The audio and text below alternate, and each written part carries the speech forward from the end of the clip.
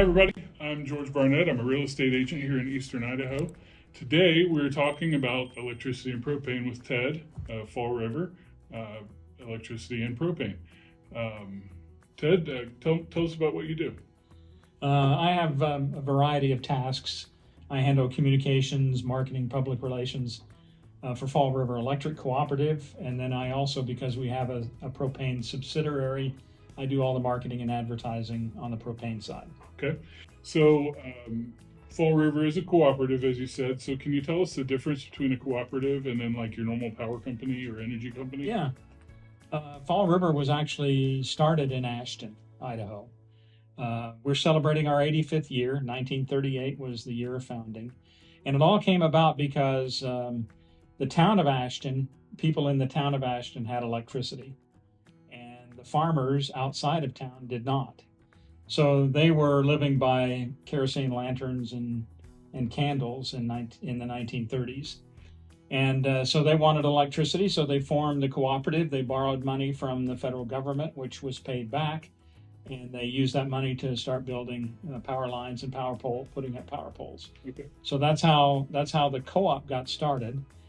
We are a cooperative, so we're different than an investor-owned utility. Okay. Investor-owned utility is owned by stockholders. Mm-hmm. They're about making a profit so that they can earn dividends. As a cooperative, we're owned by the customers that we serve. So if you get your power from Fall River Electric, you're an owner of our business. We call our owners owner members. Just like a credit union has members, they're owned by their members, the same with us. We're a nonprofit utility, a nonprofit business. But we do sometimes, most times, collect a little more money than we need to operate our business. But we return that money to our members, to our customers. And we do it through a variety of ways, primarily through a program called Patronage Capital. We retain those funds for about a 20-year cycle, and then we pay that money back to the members based upon how much electricity they used in the years that we're paying back. We also, some years, are able to give an instant owner rebate, which is basically we collected much more money than we needed. And so rather than putting it all in Patronage Capital, we'll put some of it in Patronage Capital and issue some of it as an instant owner rebate. So a person gets a rebate the year after in that coming year. We generally apply those as credits to their accounts, whereas Patronage Capital is paid out as cash. And Patronage Capital is an asset. So when members leave our service territory, if they permanently leave our area, they can cash out their Patronage Capital. It's at a discounted rate because obviously it's like an annuity. It earns income. But they also can keep that money and get it on the regular payout cycle of Patronage Capital. So if a person leaves the area or a person continues to live here and perhaps they die, they pass away, that's an asset to that estate. So that's a tremendous benefit that a cooperative offers that investor-owned utility doesn't. So if you're thinking about moving to Fremont County, make sure you look for property that is served by Fall River Electric, because that's an electric utility where you get money back. Well, that's great. That's great. Can you tell me about your service area? Where do you serve? We serve rural areas of counties in eastern Idaho primarily. So we serve all of Island Park in Fremont County. We serve the West Yellowstone, Montana area, and we serve all of Teton Valley, which is the Driggs, Victor, Okay. Teutonia area. We also serve Grand Targhee Resort in Alta, Wyoming. And then as you go further south, we're in more of the rural portions of the county. So in Fremont County, we're in a little bit in Twin Groves and Chester and Wilford. And then as you go into Madison County, we're in Hibbard, Burton, Archer, and down into Jefferson County into the Ryrie area. Again, we don't serve the towns, Okay. but we serve a lot of the rural portions of those counties. And that's what a rural electric cooperative is all about. Sure. And you also have a propane division. Can you tell us about that? Yeah, the propane company is newer. We started it in 1999. And the reason it started was we had members, electric members, who wanted gas, and natural gas is not available primarily in rural areas of the counties that we serve.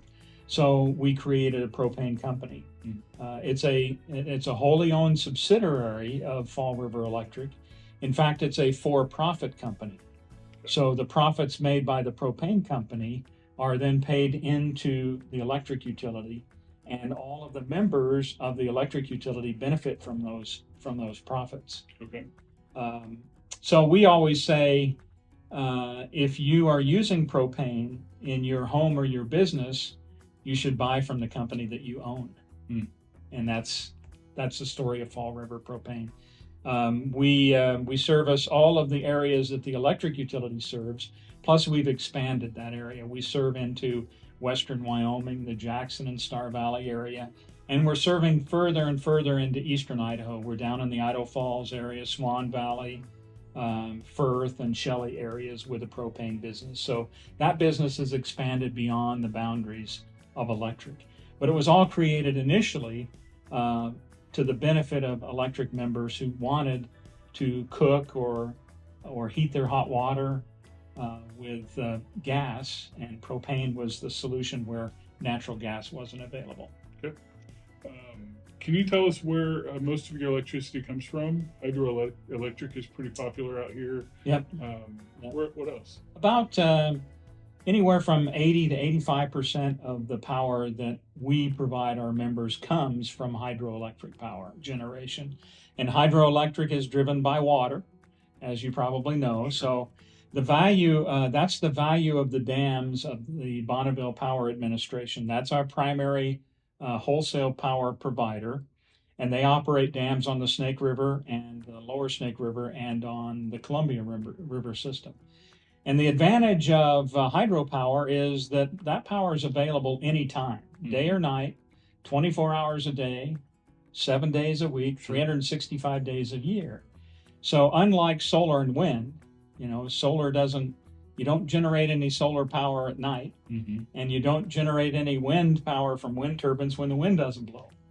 So that's the advantage of hydropower. Plus, it's low cost, and it helps us keep our rates low.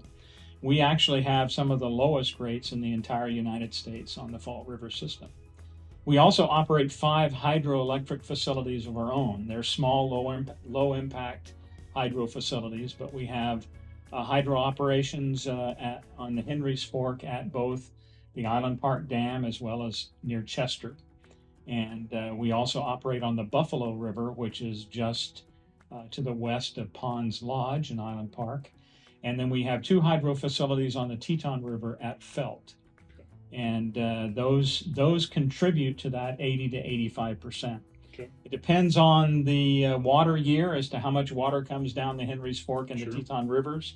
But typically we're somewhere between 10 and 15% of our total hydro production comes from our very own hydro facilities. So again, a very low cost way to generate power on an efficient, effective basis.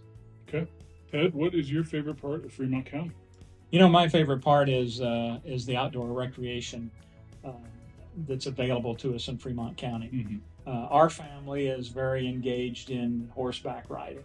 And so we ride horses in the Island Park area, Harriman State Park, and then we also go over into Teton Valley and into the Teton Mountain Range.